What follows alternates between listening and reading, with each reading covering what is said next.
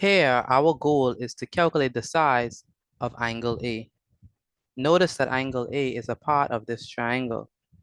And notice the size of this angle is 55 degrees and the size of this angle is 50 degrees. There's a useful geometrical rule that would help us in answering this question. And the rule states that angles inside a triangle add up to 180 degrees, which means that the size of this angle, 55 degrees, and the size of this angle, 50 degrees, and the size of A, when we add them all up, we should get 180 degrees. And so if we're trying to find, if we're going to find the size of angle A, what we are going to do is we're going to add 55 degrees and 50. Once we find that sum, we're going to subtract that sum from 180 degrees. And that's how we're going to find the size of angle A. So angle A is going to be equal to 180 degrees minus 55 plus 50. Now 55 plus 50 is definitely 105 degrees. And so we have 180 minus 105, and 180 minus 105 is 75 degrees, which means that the size of angle A is 75 degrees. Next, we have to determine the size of angle B. Notice that angle B is inside a triangle, and this triangle is an isosceles triangle. We know it's an isosceles triangle because if you notice this side of the triangle has a stroke or a line, and this side of the triangle also has a stroke or a line.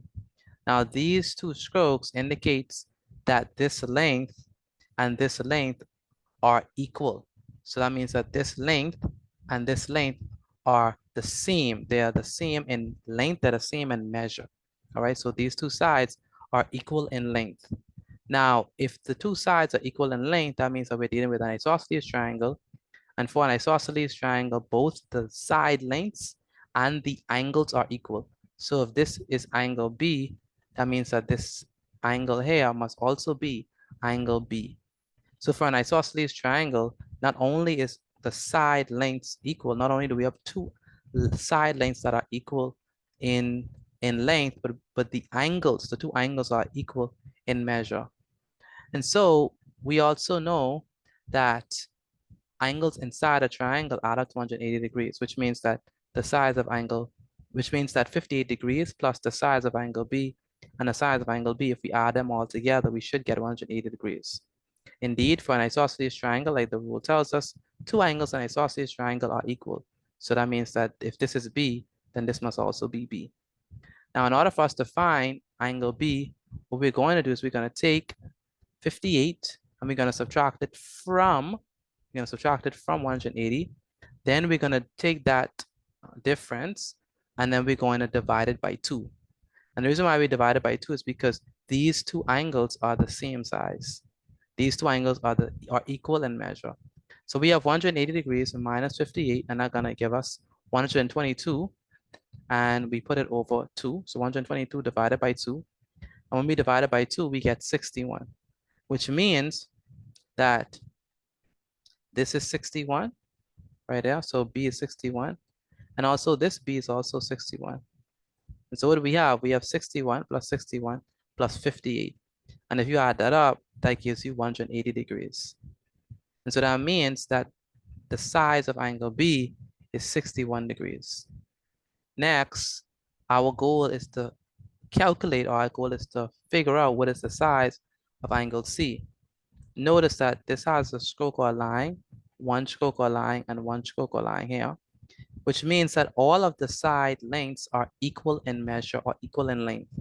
Now, if we're dealing with a triangle where all the sides are equal, that means that all the angles are equal as well, which means that if this is C, if this is angle C, that means that this is angle C, and this must also be angle C.